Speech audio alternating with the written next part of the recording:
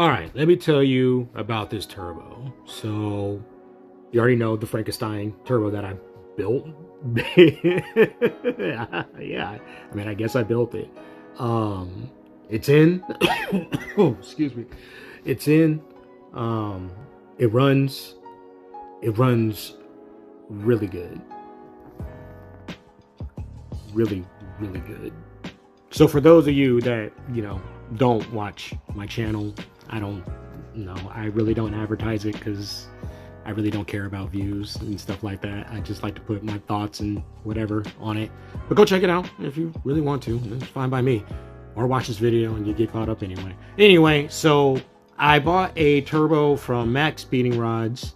Yeah, I know. Oh, Jim, you should have got the turbo. You should have got $2,000 turbo. Well, look, listen. My pockets ain't deep, cuz. I ain't got it. I just don't got it. I ain't got the funds like that to, dish out $2K on a fucking turbo, bro. That's expensive. Those are big boy parts. I broke boy baller for life. I ain't got it. So what I did, it blew. And I'm like, okay, that's cool. I'll get another one because it's only like $100. And then I put another one on and then that motherfucker blew. And I'm like, what the fuck? So then, now we're going to sidestep. So then I was trying to build the SRT. I was trying to do like an eBay build just to show like you don't need to put big baller bucks into your car in order to make it go fucking fast. If not faster than if you bought big boy baller parts. And it worked, for, the time being. And then I got caught up on the line when I was working on it. And I'm like, I'm not doing this. This is way too. So I'm like, okay, we're done with that. We are done with that project. I'll sell the parts off and I'll, make my money back. It is what it is, right? Got the S3 manifold and all that hooked up. Got it re-welded, so now it should be good to go. So now I can make some really good power because my car was fast before and it wasn't running at 100%. Now it is. Well, kind of. Like I still gotta bleed my clutch because I put a hydraulic clutch on it. But I need to get keys, and that's a whole nother video. I don't want to talk about that. We're just talking about this one right here. So, fixed the SRT. SRT is now on the ground, solid. I'm just waiting to get these keys so I can pump this clutch, and then in theory I should be good to go drive the SRT. But anyway, I say all that because, like I said, I was buying a big boy or an eBay big turbo kit for the SRT4. So I went to Max Speed Rods because broke boy baller for life.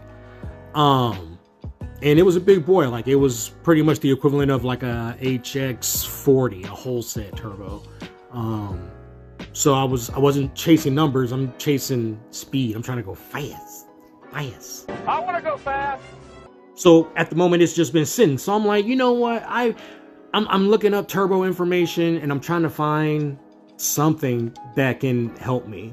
And I didn't find what I was looking for, probably because I am uneducated in that, as far as like, what kind of housings, TD05s, TD04s. Oh, are we doing, 16Gs? Are we doing big 16Gs, 20Gs, T25s, T28s? I could do this all fucking day. I can do this.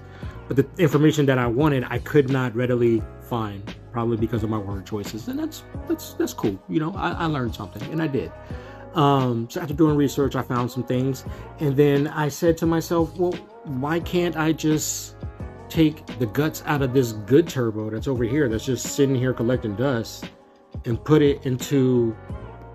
this in this housing over here that is literally just collecting dust. And that's exactly what I did. I took the big guts from this one and put it into the little body of this one, and it fit. It fit really good, like it was supposed to be there. The only thing that did not fit was my housing. So I'm like, okay, well, let's use the big boy housing. And I used the big boy housing, and it didn't work either. Wow. So I'm like, okay, well, let's just machine that out. Like, surely, it shouldn't cost much because, broke boy ballers for life. And it didn't. It cost me like 50 bucks. Put it on the next day, slapped it in, and she runs and she boosts so good. So good. I was actually surprised that it boosted as well as it did. Now, I've had this turbo, not the Frankenstein. I'm calling that one the Frankenstein. I've had the original big boy turbo on the Civic before, right? And it was so laggy.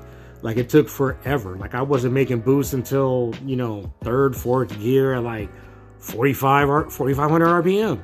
Weak. And that's like ridiculous because my red line's like a 7. So I'm only making power for like what, like 3? Nah, no. So I said, did some research, you know, exhaust housings and all that, hot side, you know, why the ARs are 60, why is this a 60 trim, why is this an 80 trim.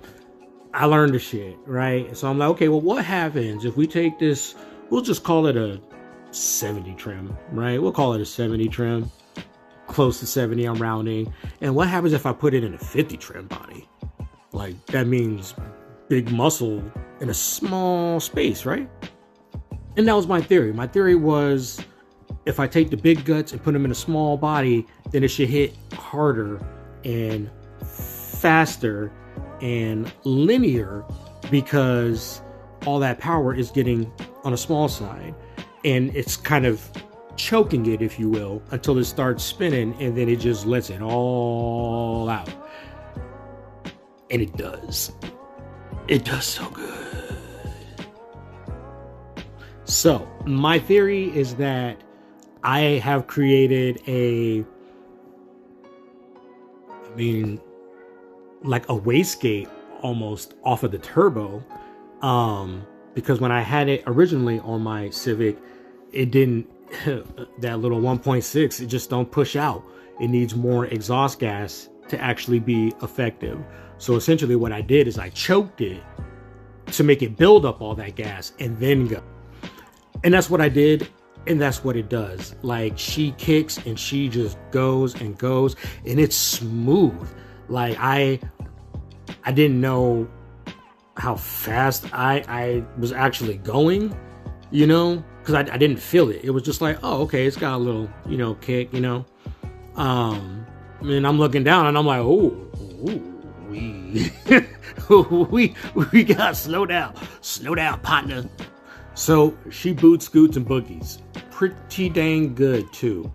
So now my next thing is, I wonder if it's possible to swap out journal bearings in a journal bearing turbo and put ball bearings in and essentially build your own turbo at home. Like, I don't have any special tools. I got regular shit that you can get at Harbor Freight. Like, I'm just like you. Now, if I had to do a comparison of my old turbo versus this Frankenstein turbo, I will say what the hell was that? This Frankenstein turbo. I would say that my old turbo spools faster. It's quicker. It's quicker off the line, but it loses power in the top end. And this Frankenstein turbo is pretty much the opposite. It builds power in the low end. I don't want to say as much as this one, just butt dynos. But it's, you know, it's no chump. Like, it's right there with it, I think. And then it also builds boosts smoother. As opposed to me hitting VTEC and then I get a boost.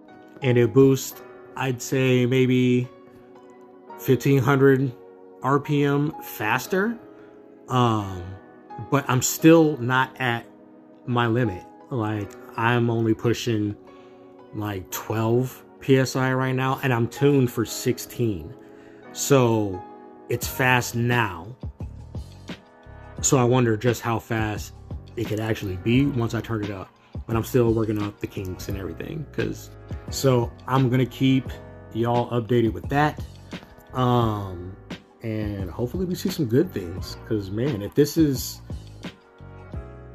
I'm slowly learning you know, turbos and how they actually work. I know how a turbo works, but how? You know, there's a oil passage on the top. That's how you lubricate your turbo, right? But could you possibly drill that out to make it bigger, therefore flow more oil in, therefore being more effective in a sense to lubricate all your journals or your ball bearings to work even better, to work even faster? Is there a way to do the same thing with the cooling passages if you use them to open them up so you cool a lot more efficiently, and you cool it off a lot faster, which means you're creating more heat, which means well, you're not creating more heat, you're cooling more, but you're spinning a lot more. You're spinning, you are, I mean, over boosting, I guess, would be at that point. But where is that fine line? Like, could I port a turbo housing maybe like 1/1000th of an inch and see results? I mean, I already figured, you know, if I put a, you know, big wheel on a small turbo, like, this is the results that I get. So what if I do a small wheel on a, you know, big turbo? I would never do that because it would take forever to make boost because it's small. But what if that just works for you? Like, maybe you have enough oomph, you have enough motor, I guess, to push something like that, to essentially do the same thing I just did on a grander scale.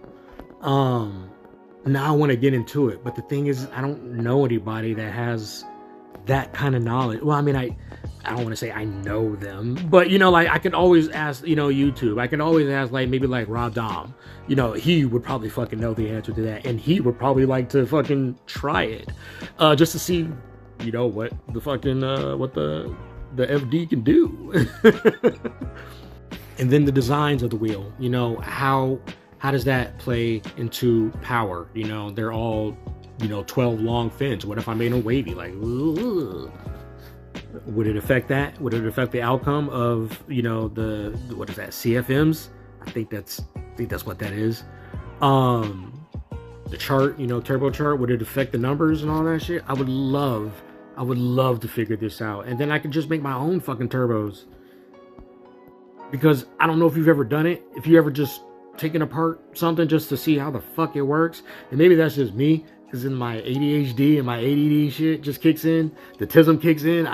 Fuck, all of it, smorgasbord of stuff just kicking in, just like right now, see? But I don't know if anybody has ever, like, just taken apart a turbo just to see how it works, taking apart something just to see how it works, and then putting it back together and saying, but if you change this will make this more better, more good, more, yes, just doing it. Essentially, that's what I am doing. Now I want to, you know, design, like, blades. Like, what happens if I do this? And maybe I'll come up with some cool design, you know, that nobody has seemed to make. Or maybe nobody cares. Who knows? But, I mean, only one way to find out, and that means you gotta try. So, that's me.